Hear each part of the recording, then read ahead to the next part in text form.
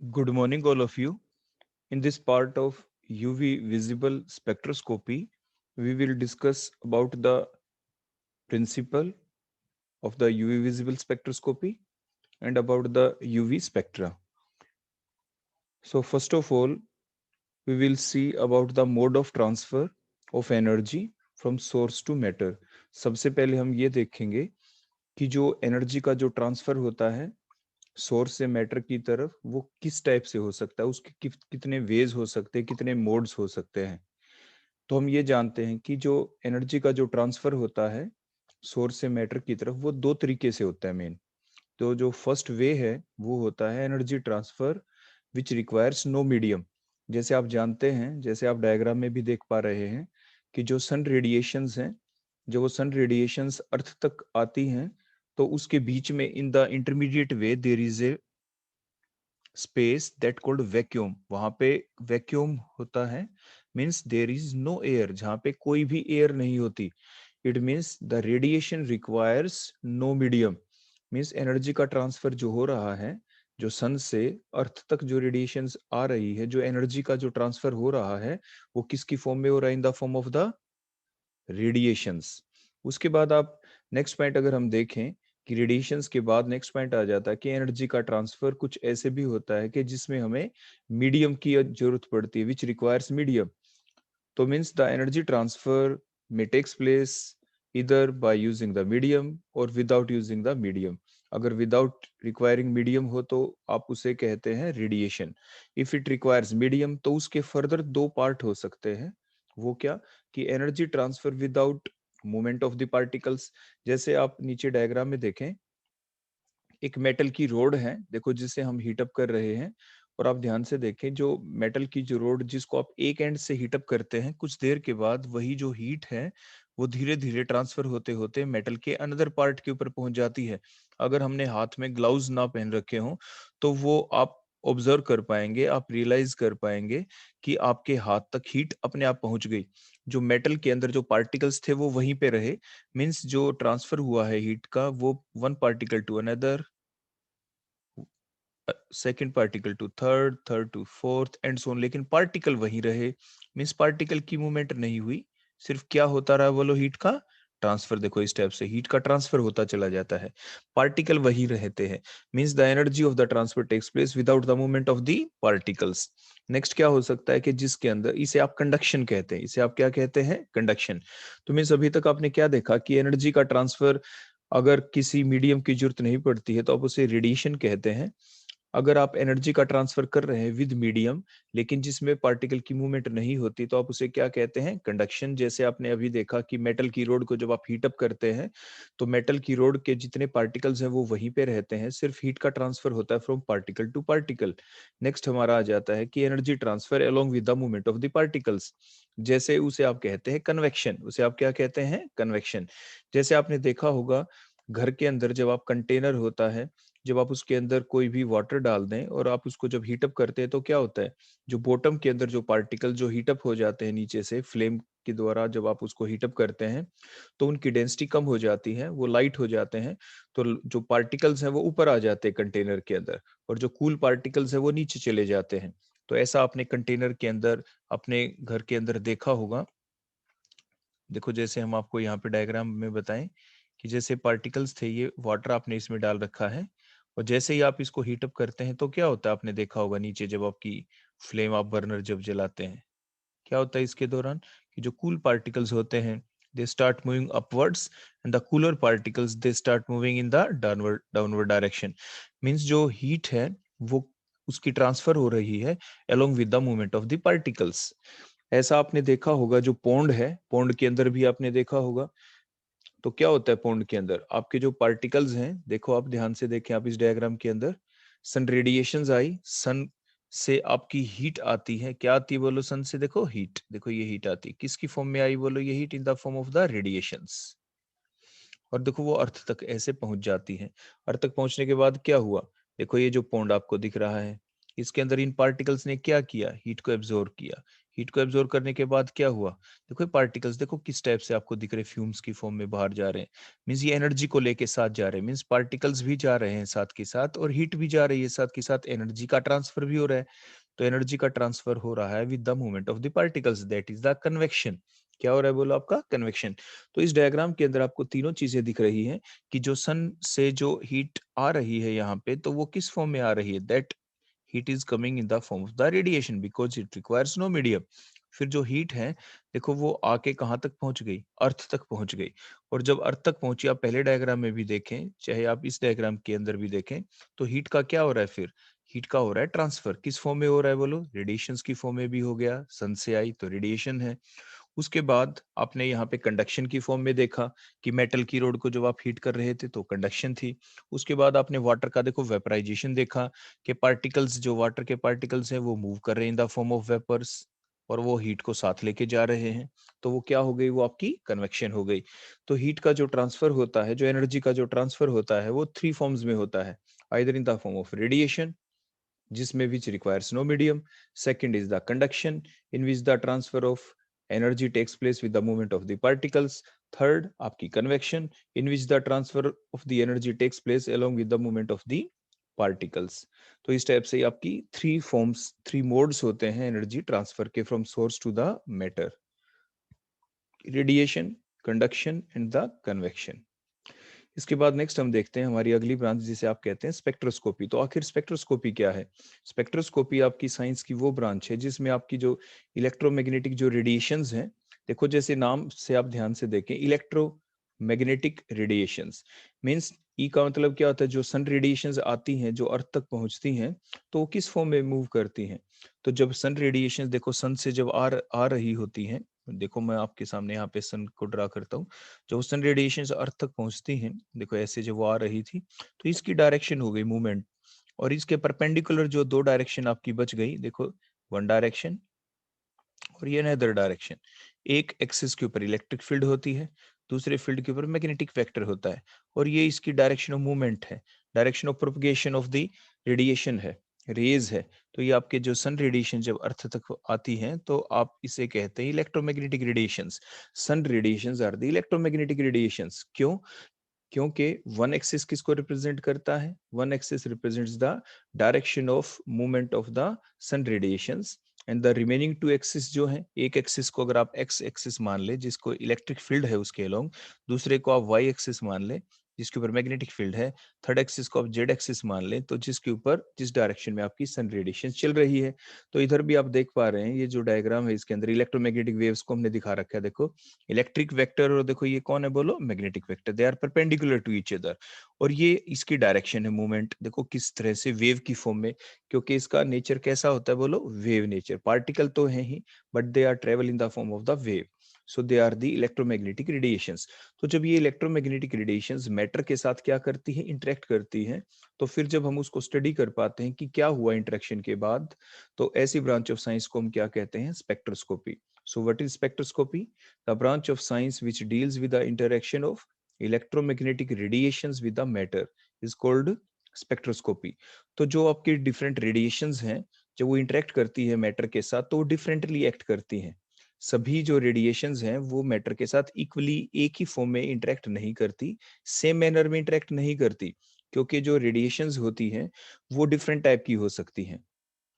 तो इसीलिए जो डिफरेंट रेडिएशंस हैं they interact differently with the different matter. जैसे आप डायग्राम में देखें, अगर आप इसके अंदर देखेंगे पूरा जो आपका ये इलेक्ट्रोमैग्नेटिक स्पेक्ट्रम है, इसमें आप साफ साफ देख पा रहे हैं कि अगर हमारे पास देखो, सबसे पहले हम बीच वाले रीजन को ले लेते हैं, वहीं से हम इसको सीखना स्टार्ट करते हैं, जिसे विजिबल रीजन कहते हैं। देखो ये विजिबल रीजन, जो विजिबल रीजन होता है इसके अंदर जो हम पार्ट बनाते हैं, देखो कैसे बनाते हैं, हम सबसे पहले लिखते हैं वी, फिर violet, indigo, blue, green, yellow, orange, red. तो ये विबग्योर कहते हैं, आप इसे विजिबल रीजन को क्या बोलते हैं, विबग्योर। विबग्योर में देखें वी वाला जो एंड होता है उससे नेक्स्ट आपका आ जाता है अल्ट्रावायलेट रीजन, जिसकी एनर्जी सबसे ज्यादा होती है, उससे भी ज्यादा एनर्जी होती है एक्स रे, उससे भी ज्यादा एनर्जी होती है गामा रे, फिर कॉस्मिक रे। जो रेड है, रेड के इधर कौन आता है, इंफ्रारेड, इंफ्रारेड से आगे कौन आ गया, माइक्रोवेव, उसकी एनर्जी और कम, रेडियो वेव की एनर्जी और भी कम होती है। तो ये एनर्जी का ऑर्डर मैंने आपको बताया कि किस टाइप से आप याद करते हैं ताकि आप भूले ना। तो कैसे आप याद करते हैं, जो विजिबल रीजन होता है जिसमें आप कहते हैं 7 कलर्स होते हैं, विबग्योर की फॉर्म के अंदर आप उसको याद करते हैं। तो वी एक एंड है, वायलेट, वायलेट कलर की एनर्जी सबसे ज्यादा होगी, रेड कलर की एनर्जी सबसे कम होगी। और एनर्जी का फार्मूला तो आप जानते ही हैं कि क्या फार्मूला होता है एनर्जी का, E is equal to h nu, और E is equal to h c upon lambda, nu is equal to c upon lambda होगा। तो जिसकी एनर्जी सबसे ज्यादा, वेवलेंथ उसकी क्या होगी, कम, इनवर्सली प्रोपोर्शनल होती है। तो ये वेवलेंथ की वैल्यू भी हमने साथ के साथ देखो यहाँ पे लिख रखी है। तो आपने क्या देखा, सभी रेडिएशंस इक्वली इंटरेक्ट नहीं करेंगी। क्यों इंटरेक्ट नहीं करेंगी, जैसे अभी आपको बताया गया, क्योंकि सभी रेडिएशंस की एनर्जी एक जैसी नहीं, सभी की वेवलेंथ एक जैसी नहीं है। तो जो रेडियो फ्रिक्वेंसी रेडिएशन जो मैटर के साथ इंटरेक्ट करती हैं, तो आपकी वो एनएमआर स्पेक्ट्रोस्कोपी बन जाती है। क्या बन जाती है वो आपकी, एनएमआर स्पेक्ट्रोस्कोपी, जिसमें न्यूक्लियर ट्रांजिशन होती है, स्पिन एक्टिव न्यूक्लियाई की ट्रांजिशन होती है। माइक्रोवेव रेडिएशन जब इंटरेक्ट करती है मैटर के साथ, तो क्या होता है, रोटेशनल चेंजेस आते हैं उसमें, रोटेशनल मोशन होता है। इंफ्रारेड रेडिएशन जब इंटरेक्ट करती है मैटर के साथ, तो क्या होता है, जो एटम आपस में कनेक्टेड होते हैं, बॉन्डेड होते हैं, उस बॉन्ड के अंदर वाइब्रेशन हो जाती है, तो वाइब्रेशनल चेंजेस आते हैं। फिलहाल जो आपका चैप्टर है जिसके अंदर आप पढ़ेंगे अभी, वो आपकी यही है, जब आपकी यूवी विजिबल रेडिएशंस इंटरेक्ट करेंगी मैटर के साथ, तो उसके दौरान होगा इलेक्ट्रॉनिक ट्रांजिशंस। क्या होंगी बोलो, इलेक्ट्रॉनिक ट्रांजिशंस होंगी। जब कौन इंटरेक्ट करेगा बोलो, आपकी यूवी विजिबल रेडिएशंस मैटर के साथ इंटरेक्ट करेंगी, तो इलेक्ट्रॉनिक ट्रांजिशंस होंगी। तो मेन अब हमारा कंसंट्रेशन इसी के ऊपर रहेगा। तो नेक्स्ट अब हम देखते हैं interaction of the radiations with the matter. तो जब आपका कोई भी ऑर्गेनिक मैटर, कोई ऑर्गेनिक सब्सटेंस, जब उसको इरेडिएट करवा दिया जाता है मैटर के साथ, तो क्या होता है। तो आप ध्यान से देखें, देखो आप इस डायग्राम के अंदर देख पा रहे हैं, देखो ये सोर्स ऑफ लाइट है, आपने यहाँ पे देखा, नीचे आपके लेफ्ट साइड के डायग्राम में आप ध्यान से देखेंगे, देखो ये सोर्स ऑफ लाइट है, इसके अंदर से क्या हुआ, सोर्स ऑफ लाइट के अंदर से रेडिएशंस आती हैं। और फिर उसके बाद देखो आपने स्लिट देखी है बीच में, आप दोबारा से देखेंगे, आप यहाँ पे जो स्लिट होती है, देखो ये स्लिट, इसके अंदर से देखो डिफरेंट कलर्स दिखाई दे रहे हैं, बीच में से जो गैप है ये स्लिट के अंदर से कौन सी रेडिएशंस आएगी, जो इसके साथ इंटरेक्ट करे, जो इसके साथ बोलो क्या करें, इंटरेक्ट, वो डिफ्रैक्शन जो ग्रेटिंग है उसके द्वारा हम इसको मूव करते हुए वही पर्टिकुलर रेडिएशंस के साथ मैटर की क्या करवा देते हैं, इंटरेक्शन।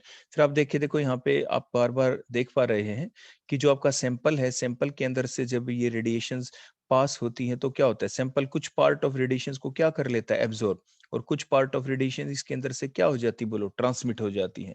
तो मीन्स देखो, इलेक्ट्रोमैग्नेटिक रेडिएशन जब केमिकल सैंपल हमारे ऑर्गेनिक कंपाउंड के अंदर से जब हम उसको पास करते हैं, इंटरेक्ट करवाते हैं, तो सारी की सारी जो रेडिएशन है वो ऑर्गेनिक कंपाउंड एब्जॉर्ब नहीं करता, उसका कुछ पार्ट जो है रेडिएशन का उसको क्या कर लेता है, एब्जॉर्ब, और कुछ पार्ट क्या कर देता है, वो उसके अंदर से पास हो जाती है, जिसे आप कहते हैं ट्रांसमिटेड लाइट। क्या कहते हैं आप उसे, ट्रांसमिटेड लाइट। फिर जो हमारा जो डिटेक्टर होता है, वो डिटेक्टर क्या करता है, डिटेक्टर दो काम कर सकता है, या तो एब्जॉर्ब रेडिएशंस को डिटेक्ट कर सकता है, या वो आपकी ट्रांसमिटेड रेडिएशंस को भी डिटेक्ट कर सकता है। तो डिटेक्टर जो हमारे इंस्ट्रूमेंट होते हैं उसके अंदर हमारे पास जो स्विच होता है वो दोनों टाइप का होता है, वहां पे लिखा होता है आपकी ट्रांसमिटेंस को आप ऑब्जर्व करें या एब्जॉर्बेंस को आप ऑब्जर्व कर सकते हैं। तो किसी भी चीज को आप ऑब्जर्व कर सकते हैं। तो उसी बेसिस के ऊपर जो हमारी स्पेक्ट्रोस्कोपी है वो दो टाइप की बनती है। मींस कौन सी दो टाइप की बन जाती है, या तो आपकी बनती है एब्जॉर्प्शन स्पेक्ट्रोस्कोपी। एब्जॉर्प्शन स्पेक्ट्रोस्कोपी में क्या होता है कि जो आपकी जो सब्सटेंस था जिसके अंदर से आपने रेडिएशंस पास की थी, उस सब्सटेंस के अंदर क्या आ गया है, चेंज। कब, जब उसके अंदर से रेडिएशंस हमने पास की, जब उसने रेडिएशंस को क्या किया, एब्जॉर्ब, तो आपकी एब्जॉर्प्शन स्पेक्ट्रोस्कोपी कहलाती है। तो एब्जॉर्प्शन स्पेक्ट्रोस्कोपी कौन हुई, the branch of the science which deals with the study of absorbed radiations from a continuous source that are utilized for raising the internal energy of the molecule। Means जब हम radiations डालते हैं, तो जिससे क्या हो गया कि वो जो सब्सटेंस था, जो सिंपल कंपाउंड था, उसने रेडिएशंस को क्या कर लिया, एब्जॉर्ब कर लिया, एब्जॉर्ब करके उसमें क्या, उसके अंदर क्या आया, चेंज। उस चेंज को हमें क्या करना है, स्टडी करना है। तो जो उसको स्टडी करती है ऐसी ब्रांच को हम कहते हैं एब्जॉर्प्शन स्पेक्ट्रोस्कोपी। तो जितनी भी आपकी यूवी विजिबल स्पेक्ट्रोस्कोपी है, आईआर स्पेक्ट्रोस्कोपी है, एनएमआर स्पेक्ट्रोस्कोपी है, ये सारी की सारी आपकी एब्जॉर्प्शन स्पेक्ट्रोस्कोपी की कैटेगरी में आ जाती है। जैसे आप यहाँ पे देख पा रहे हैं कि एक तो आपकी एब्जॉर्प्शन स्पेक्ट्रोस्कोपी और दूसरी आपकी आ जाती है इमिशन स्पेक्ट्रोस्कोपी। इमिशन स्पेक्ट्रोस्कोपी में क्या करते हैं, इमिशन स्पेक्ट्रोस्कोपी के अंदर हम करते हैं कि जो सब्सटेंस है कुछ पार्ट ऑफ रेडिएशन को एब्जॉर्ब करता है और कुछ पार्ट को क्या कर देता है, बोलो, इमिट कर देता है, ट्रांसमिट कर देता है। तो after the absorption of the energy, the excited स्पीसी, जो एक्साइटेड स्पीसी वो अनस्टेबल होती है, जो एक्साइटेड स्टेट में चली जाए स्पीसी क्या होती है, वो अनस्टेबल। तो excited स्पीसी comes back in the ground state by emitting the radiations in the form of the radiations. और जब हम उन इमिटेड रेडिएशंस को स्टडी कर दें तो ऐसी ब्रांच ऑफ साइंस को हम क्या कहते हैं, इमिशन स्पेक्ट्रोस्कोपी कहते हैं। और जो स्पेक्ट्रा मिले उसे इमिशन स्पेक्ट्रा, और एब्जॉर्प्शन स्पेक्ट्रोस्कोपी के दौरान जो स्पेक्ट्रा हमें मिलता है उसे आप क्या कहते हैं, एब्जॉर्प्शन स्पेक्ट्रा कहते हैं। आप उसे क्लियर हो गया इतना। तो मैं जो स्पेक्ट्रा है आपके वो डिफरेंट टाइप के बन जाते हैं इसी बेसिस के ऊपर। एब्जॉर्प्शन स्पेक्ट्रोस्कोपी के दौरान जो स्पेक्ट्रा हमें मिलेगा उसे क्या कहेंगे, एब्जॉर्प्शन स्पेक्ट्रा। इमिशन स्पेक्ट्रोस्कोपी के दौरान जो स्पेक्ट्रा हमें मिलेगा उसे क्या कहेंगे, उसे आप इमिशन स्पेक्ट्रा कह देते हैं। उसे क्या कह देते हैं आप, इमिशन स्पेक्ट्रा। जैसे आपने देखा होगा जो सन रेडिएशंस हैं जब वो आती हैं, तो अभी आपने देखा था जो कंप्लीट, जो अभी हमने आपको पिछली स्लाइड में बताया था, उसे वो आपका एक कॉन्टिन्यूअस स्पेक्ट्रा था। उसके अंदर कॉन्टिन्यूअस बैंड आपको दिखाई दिए थे। जैसे हमने मिड से स्टार्ट किया था, विजिबल रीजन जिसे आप विबग्योर कह रहे थे। विबग्योर से आगे क्या था, वी से वायलेट से आगे क्या था, ultraviolet region, X-ray region, cosmic region. तो मीन्स ये डिफरेंट जो आपके बैंड थे, ये सारे आपके क्या थे, ओवरलैपिंग बैंड थे, उनके बीच में कोई गैप नहीं था। तो उसे आप कॉन्टिन्यूअस स्पेक्ट्रा कहते हैं।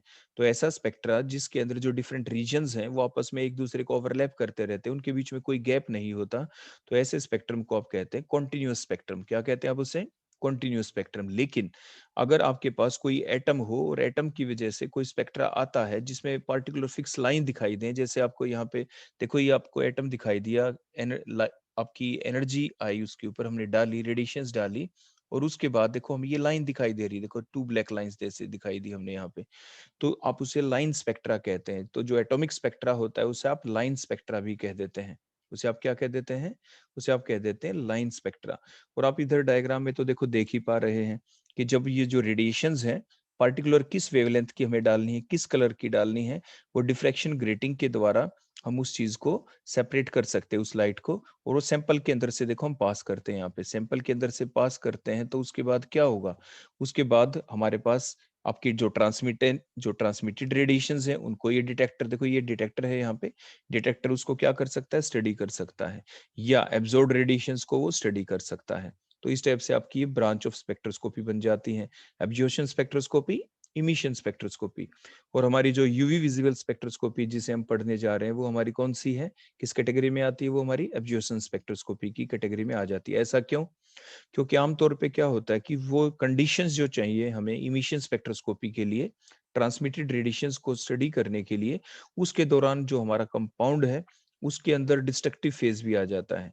Means the organic compound generally breaks, वो कंपाउंड आपका ब्रेक भी हो सकता है उन कंडीशंस के अंदर which are required generally for the study of the emission spectroscopy. इसलिए जो अभी हम हमारा जो ऑर्गेनिक कंपाउंड है उसकी जो हम स्ट्रक्चरल इलूसिडेशन करते हैं, मीन्स उसके स्ट्रक्चर को डिटरमाइन करने के लिए जो ब्रांच ऑफ स्पेक्ट्रोस्कोपी हम यूज करते हैं आमतौर पे, वो हमारी एब्जॉर्प्शन स्पेक्ट्रोस्कोपी ही मेनली हम यूज करते हैं।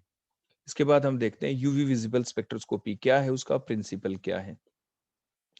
तो सबसे पहले यूवी विजिबल स्पेक्ट्रोस्कोपी की डेफिनेशन, जैसे कि हम पहले ही देख चुके हैं कि the branch of science which deals with the interaction of UV visible radiations with the matter is called the UV visible spectroscopy. जब यूवी विजिबल रेडिएशंस इंटरेक्ट करेंगी मैटर के साथ और फिर हम उसकी इंटरेक्शन से क्या हुआ, क्या चेंज आए मॉलिक्यूल के अंदर, उनको जब हम स्टडी कर पाते हैं तो ऐसी ब्रांच ऑफ साइंस को आप क्या कहेंगे, यूवी विजिबल स्पेक्ट्रोस्कोपी कहेंगे आप। तो आपके जो यूवी विजिबल जो स्पेक्ट्रोस्कोपी, इसमें होता क्या है, जैसे मैंने आपको पहले बताया था कि जब यूवी विजिबल रेडिएशन जब हम डालते हैं तो उसके दौरान आप डायग्राम में ध्यान से देखें, जो इलेक्ट्रॉन है, जब रेडिएशंस आपने डाली यूवी विजिबल रेडिएशंस, तो इलेक्ट्रॉन का क्या हुआ, ट्रांजिशन हुआ। इलेक्ट्रॉन का क्या हुआ, ट्रांजिशन होता है। तो जो इलेक्ट्रॉन का जो ट्रांजिशन होता है वो कौन से इलेक्ट्रॉन का होता है, वो ग्राउंड स्टेट से एक्साइटेड स्टेट के अंदर चला जाता है इलेक्ट्रॉन। और उसके दौरान फिर जो इलेक्ट्रॉन्स हुए वो एटम आपका आइसोलेटेड भी हो सकता है, बॉन्डेड एटम भी हो सकते हैं। अगर एटम ने बॉन्ड बना लिए तो बॉन्ड कैसे हो सकते हैं? वो सिग्मा बॉन्ड भी हो सकता है, पाई बॉन्ड भी हो सकता है। कुछ इलेक्ट्रॉन ऐसे होते हैं जो बॉन्डिंग में पार्टिसिपेट ही नहीं करते, उन्हें लॉन पेयर इलेक्ट्रॉन्स भी कहते हैं। तो ये जो ट्रांजिशन होता है इलेक्ट्रॉन्स का, वो कौन से इलेक्ट्रॉन्स हो सकते हैं? वो इलेक्ट्रॉन आपके अगर बॉन्डेड कोई एटम्स हैं आपके मॉलिक्यूल जो है, तो उसके अंदर इलेक्ट्रॉन का ट्रांजिशन कौन से इलेक्ट्रॉन का हो सकता है? वो सिग्मा बॉन्ड के इलेक्ट्रॉन्स का भी ट्रांजिशन हो सकता है, पाई बॉन्ड के इलेक्ट्रॉन का भी ट्रांजिशन हो सकता है, और लोन पेयर का भी ट्रांजिशन हो सकता है from ground state to the higher state. तो इसलिए क्योंकि इसके दौरान ट्रांजिशन जो होता है वो इलेक्ट्रॉन्स का होता है, इसीलिए जो UV visible spectroscopy, it is also called as the electronic spectroscopy. The UV visible spectroscopy is also called as electronic spectroscopy because the UV visible spectroscopy involves the excitation or the transition of the electrons from the ground state to the higher energy state. So the UV visible spectroscopy is also called as the electronic spectroscopy.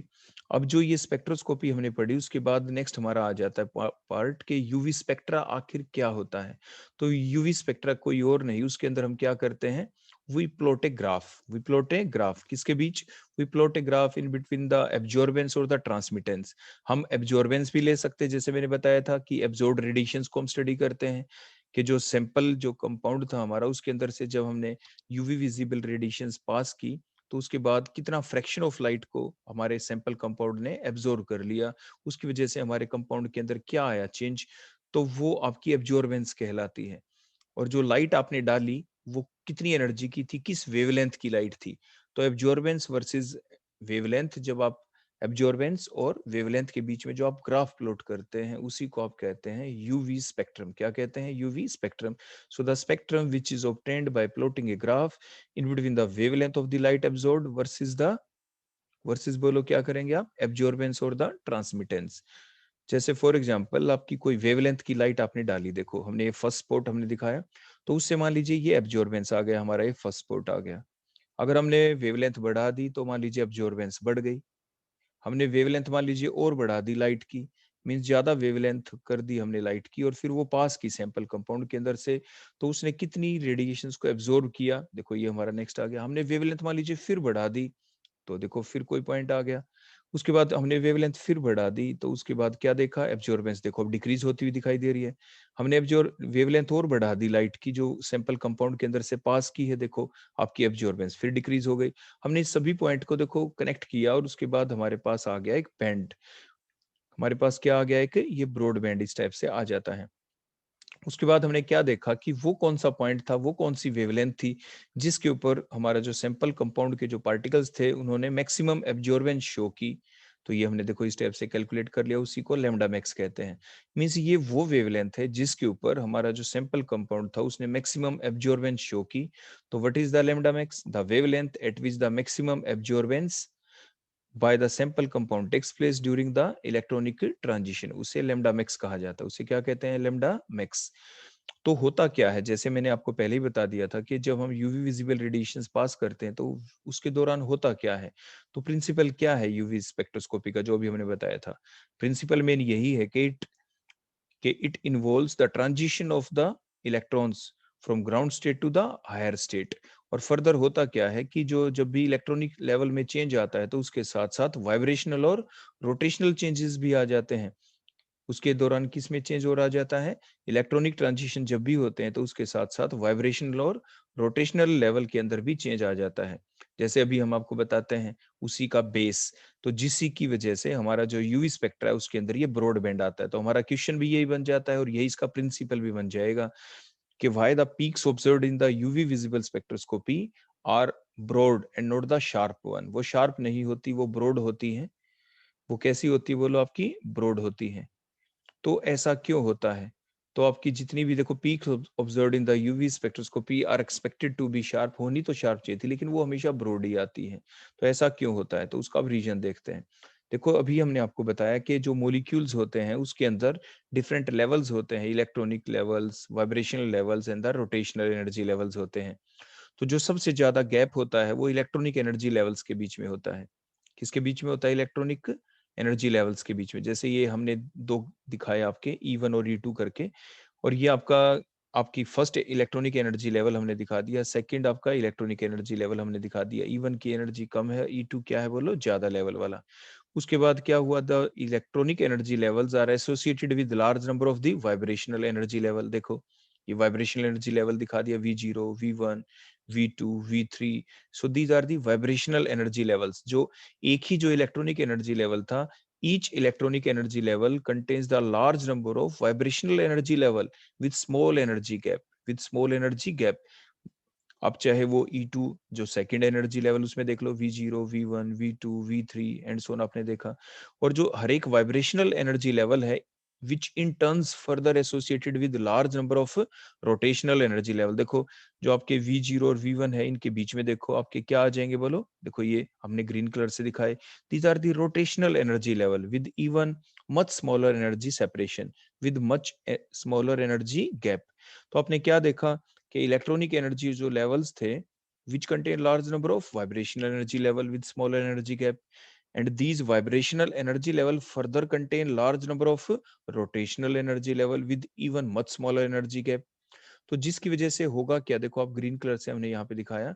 So during the excitation of the electron, जब हम electron की क्या करेंगे बोलो, excitation करेंगे। तो excitation के दौरान क्या होगा, large amount of energy associated होती है यूवी विजिबल रेडिएशंस की। तो लेकिन फिर होगा क्या उससे, देर occurs the large number of possible transitions। बहुत ज्यादा possible transitions यहाँ पे हो जाएंगे during the transition from one electronic energy level to the another electronic energy levels। जैसे अभी हम आपको यहाँ पे दिखाते हैं, देखो एक ट्रांजिशन हुआ, दूसरा हुआ, तीसरा हुआ, and so on many transitions होंगे। इसलिए हमें ब्रॉड बैंड देखो इस स्टेप से मिल जाएगा। क्या मिल जाएगा बोलो, हमें ब्रॉड बैंड। इसलिए जो यूवी विजिबल स्पेक्ट्रोस्कोपी है, आप ध्यान से देखें, देखो ये ट्रांजिशन हुआ, देखो V0 से देखो आपके फर्स्ट इलेक्ट्रॉनिक एनर्जी लेवल से दूसरे इलेक्ट्रॉनिक एनर्जी लेवल में, देखो हमने ट्रांसफर दिखाई है एरो से, कहाँ पे हुआ है बोलो, V0 से अगले वाले के V3 में। अब देखो ये V0 से अगले वाले के V1 में हमने दिखाया, फिर देखो हमने V0 से अगले के V0 में दिखाया। Means there are large number of possibility for occurrence of the transition, जिसकी वजह से हमें ब्रॉड बैंड मिलता है। जिसकी वजह से हमें क्या मिल जाता है बोलो, ब्रॉड बैंड। और इसी वजह से जो यूवी विजिबल जो स्पेक्ट्रोस्कोपी है, जिसको आप इलेक्ट्रॉनिक स्पेक्ट्रोस्कोपी भी कहते हैं, इसको हम इसीलिए इलेक्ट्रॉनिक वाइब्रेशनल रोटेशनल स्पेक्ट्रोस्कोपी भी कह देते हैं, because the each electronic transitions are associated with large number of vibrational along with the rotational transitions. उनके साथ वाइब्रेशनल और रोटेशनल ट्रांजिशंस भी होते रहते हैं, क्योंकि वाइब्रेशनल और रोटेशनल जो लेवल्स होते हैं उनके बीच में एनर्जी का गैप बहुत ही कम होता है। और यही हमारा प्रिंसिपल भी बन जाता है यूवी विजिबल स्पेक्ट्रोस्कोपी का। तो यूवी विजिबल स्पेक्ट्रोस्कोपी का प्रिंसिपल भी क्या बना, वो यही होता है कि it involves the electronic transitions which are further associated with large number of the vibrational and the rotational transitions, and thus we got the broadband। और इसलिए हमें क्या मिल जाता है, एक ब्रॉडबैंड मिल जाता है, हमें शार्प पीक नहीं मिलती है। अब उसके बाद हमारा एक सिंपल सा प्रिंसिपल आता है, उसे कहते हैं Frank Condon principal. Frank Condon principal क्या कहता है कि अभी आपने देखा जो ट्रांजिशंस हुए थे उसके दौरान देखो स्ट्रेट लाइन हमने शो की थी, आपने देखा था बिल्कुल स्ट्रेट लाइन हमने शो की थी। वो ऐसा क्यों था, उसका एक रीजन होता है। रीजन क्या है, जो टाइम लगता है, जो टाइम स्पैन है इलेक्ट्रॉनिक ट्रांजिशन का, वो बहुत ही कम होता है। मीन्स जैसे हमने यहाँ पे लिख रखा है 10 raise to the power minus में 15 सेकेंड। जो the time required for the electronic transition is 10 की पावर माइनस में 15 second, which is much more faster than the time taken for the nuclear motion. जो न्यूक्लियर ट्रांजिशन से भी ज्यादा fast होती है इलेक्ट्रॉनिक ट्रांजिशन, इलेक्ट्रॉनिक एक्साइटेशन। जिसकी वजह से क्या होगा, जो इलेक्ट्रॉनिक ट्रांजिशंस के दौरान जो इंटर एटॉमिक जो डिस्टेंस है वो चेंज नहीं होता। मींस इंटर एटॉमिक डिस्टेंस क्या रहता है, बिल्कुल आपका सेम। इसका मतलब स्टेट डायरेक्शन के अंदर ही ट्रांजिशन हो जाता है। That's why the electronic transitions are represented by the vertical transitions on the energy level diagram. जैसे अभी हमने दिखाया भी था, आप फिर से देख सकते हैं। ये आपका फर्स्ट इलेक्ट्रॉनिक एनर्जी लेवल हो गया, ये सेकंड इलेक्ट्रॉनिक एनर्जी लेवल हो गया, जिसके अंदर हमने बताया था large number of vibrational energy levels हैं आपके। उसके बाद वाइब्रेशनल एनर्जी लेवल्स के बीच में क्या होते हैं, रोटेशनल एनर्जी लेवल्स होते हैं, देखो लार्ज नंबर। और फिर जब हम इनमें ट्रांजिशंस करते हैं तो आप ध्यान से देखें क्या हो रहा है बोलो। जो ये ट्रांजिशन हम दिखा रखे हैं हमने स्ट्रेट लाइन से क्यों दिखाए, उसी का रीजन हमने बताया था। Because the electronic excitation is much more faster, takes place at much more faster rate than the time required for the nuclear motions. Means electronic transition के लिए, इलेक्ट्रॉनिक एक्साइटेशन के लिए जो टाइम लगता है वो सिर्फ 10⁻15 लगता है। और जबकि इससे ज्यादा समय कौन ले लेता है? न्यूक्लियर ट्रांजिशन, 10⁻13 इसीलिए ये इतनी फास्ट होती है कि इसके दौरान इंटर एटॉमिक डिस्टेंस में कोई भी चेंज नहीं आता है। इसलिए ट्रांजिशन बिल्कुल स्ट्रेट रहती हैं, वर्टिकल रहती हैं, जैसे आप यहाँ पे देख पा रहे हैं। इसके बाद हम देखेंगे अब यूवी स्पेक्ट्रा। जो यूवी स्पेक्ट्रा होता है उसके कितने पार्ट होते हैं? तो जो यूवी स्पेक्ट्रा है उसके आपके जो डिफरेंट पार्ट्स हैं वो क्या क्या हैं वो अब हम देखते हैं। तो सबसे पहला जो रीजन आ जाता है वो आ जाता है फार यूवी। फार यूवी जो रीजन होता है इसकी रेंज होती है 10 to 200 नैनोमीटर। ये छोटे छोटे क्वेश्चन आपके एग्जाम में पूछे जा सकते हैं कि what is the range of far UV. तो the range of far UV is 10 to 200 nanometre. Unit nanometre है, यहाँ पे आप ध्यान रखेंगे। नेक्स्ट आ जाता है नियर और द क्वार्ट्ज यूवी। हम आपको एक चीज और याद दिला दें जो अपने हम बार बार पीछे यूज कर रहे थे, जो सैंपल ट्यूब हमने दिखाई थी वो क्वार्ट्ज की बनी हुई होती है, वो गिलास की नहीं होती है, क्योंकि गिलास इटसेल्फ यूवी विजिबल रेडिएशंस को क्या कर लेता है? वो एब्जॉर्ब कर लेता है। तो जिसकी वजह से हमें ये पता नहीं चल पाता कि टोटल रेडिएशंस जो आई हैं उसका कितना पार्ट आपके जो सैंपल कंपाउंड ने एब्जॉर्ब किया है, क्योंकि अगर कुछ पार्ट गिलास ने एब्जॉर्ब कर लिया तो हमारी रीडिंग रॉन्ग हो जाएंगी। तो इसलिए हम क्वार्ट्ज यूज करते हैं। वहां पे जो सैंपल ट्यूब होती है वो क्वार्ट्ज की होती है, क्योंकि उसके बारे में ये कहा जाता है कि वो यूवी विजिबल रेडिएशंस का ऑलमोस्ट नेग्लिजिबल पार्ट ही एब्जॉर्ब कर पाती है। इसलिए हमारी जो जितनी भी हमारी स्टडी होंगी, जितनी भी हमारी रीडिंग आएंगी वो हमारी ऑलमोस्ट करेक्ट आती हैं। तो नेक्स्ट हमारा सेकंड पार्ट हमने क्या बताया यूवी स्पेक्ट्रा का? फर्स्ट पार्ट फॉर यूवी है, सेकंड कौन होता है? नियर और द क्वार्ट्ज यूवी। इसकी रेंज होती है 200 to 380 नैनोमीटर। थर्ड पार्ट आ जाता है विजिबल रीजन, इसकी रेंज होती है 380 to 780 नैनोमीटर। तो जो हमारा फर्स्ट पार्ट था फार यूवी, जिसकी रेंज हमने बताई 10 to 200 नैनोमीटर, जो ये रेडिएशंस हैं लेस देन 200 आपकी जो नैनोमीटर की जो रेडिएशंस होती हैं, यहाँ पे आप नैनोमीटर आएगा, यहाँ पे एनएम लिखेंगे हम, are absorbed by the atmosphere. इस रेंज की जो रेडिएशंस होती हैं उसको जो हमारा एटमॉस्फेयर है वो क्या कर लेता है? बोल एब्जॉर्ब कर लेता है। और ये हमारे लिए ब्लेसिंग भी है, क्योंकि एटमॉस्फेयर एब्जॉर्ब कर लेता है। जैसे ओजोन लेयर है वहां पे भी कट ऑफ हो जाती है यूवी लाइट, एब्जॉर्ब कर लेता है तो अच्छी बात है। अदरवाइज इस रेंज की जो रेडिएशंस होती हैं वो क्या करती हैं? They can cause damage to our cornea of the eye. हमारी आई का जो कॉर्निया है उसको क्या कर सकती थी? वो डैमेज कर सकती थी। So the studies in this region require vacuum instrument. अगर हम इस रेंज की रेडिएशंस को डालेंगे हमारे सैंपल के ऊपर तो क्या होगा? तो जब रेडिएशंस आपके सैंपल तक पहुंचे, बीच में एयर तो होगी ही, तो क्या होगा? जो एयर है, जो रेडिएशंस आ रही है उसका कुछ हिस्सा तो एयर ही एब्जॉर्ब कर लेगी, लेकिन हमारा जो इंस्ट्रूमेंट ये शो करेगा कि हमने इतनी एनर्जी की रेडिएशंस डाल दी, वो सैंपल तक तो नहीं पहुंची क्योंकि बीच में एयर ने एब्जॉर्ब कर ली। तो इसलिए हमारी जो रीडिंग आएगी वो रॉन्ग हो जाएगी। इट मींस अगर हम इस रीजन को स्टडी करने के लिए यूज करते हैं फार यूवी को, तो हमारा जो इंस्ट्रूमेंट है, जो सैंपल और रेडिएशंस के बीच का जो एरिया है वहां पे एयर नहीं होनी चाहिए, वहां पे हमें वैक्यूम क्रिएट करना पड़ेगा। यही हमने यहाँ पे लिखा है, the studies in this region requires vacuum instrument because these radiations are absorbed by O2 and the N2 molecules. So organic chemist have very little importance of that region, क्योंकि इस रीजन के अंदर, क्योंकि इसकी एनर्जी भी ज्यादा होती है, क्योंकि वेवलेंथ आपने देखा इसकी कम है 10 to 200 नैनोमीटर, तो वेवलेंथ कम तो एनर्जी ज्यादा। और इसीलिए यहाँ पे क्या होगा? किसकी ट्रांजिशन होगी? Because this range pertains to high energy absorption which are required for the sigma to sigma star transition which is very difficult to measure, और इनको मेजर करने में काफी दिक्कतें आती हैं।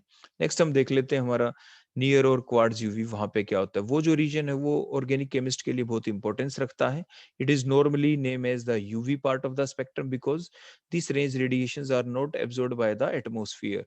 इस रेंज की जो रेडिएशंस हैं ये एटमॉस्फेयर, जो आपकी oxygen particles, oxygen molecule, nitrogen molecule, वो इस रेंज को एब्जॉर्ब नहीं कर पाते हैं। So the excitation of the electron in p orbitals और द डी ऑर्बिटल्स और द पाई ऑर्बिटल्स, और particularly the conjugated pi system वाले जो आपके इलेक्ट्रॉन्स होते हैं, उनकी जो ट्रांजिशन होती है वो हम इसी रीजन के अंदर स्टडी करते हैं। नेक्स्ट हमने आपको बता ही दिया कि हमारा विजिबल रीजन आ जाता था, वो कौन सा था? 300 to 780।